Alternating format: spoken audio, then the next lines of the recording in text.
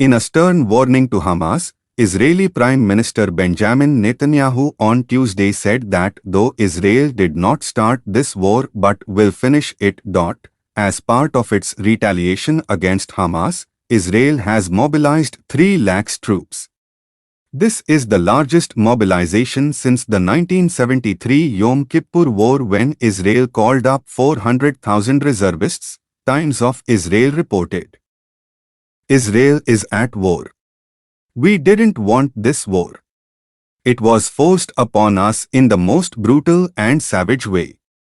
But though Israel didn't start this war, Israel will finish it, said Mr. Netanyahu in an address to the nation.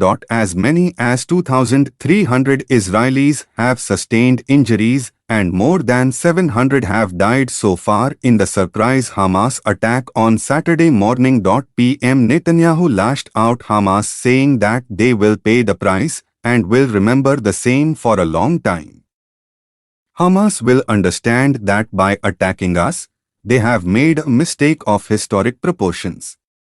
We will exact a price that will be remembered by them and Israel's other enemies for decades to come, said Mr. Netanyahu.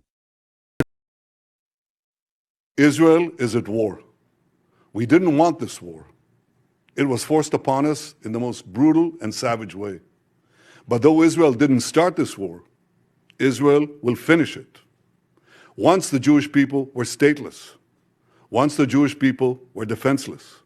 No longer. Hamas will understand that by attacking us, they've made a mistake of historic proportions. We will exact a price that will be remembered by them and Israel's other enemies for decades to come. The savage attacks that Hamas perpetrated against innocent Israelis are mind-boggling, slaughtering families in their homes, massacring hundreds of young people at an outdoor festival, kidnapping scores of women, children, and elderly, even Holocaust survivors. Hamas terrorists bound, burned, and executed children. They are savages. Hamas is ISIS.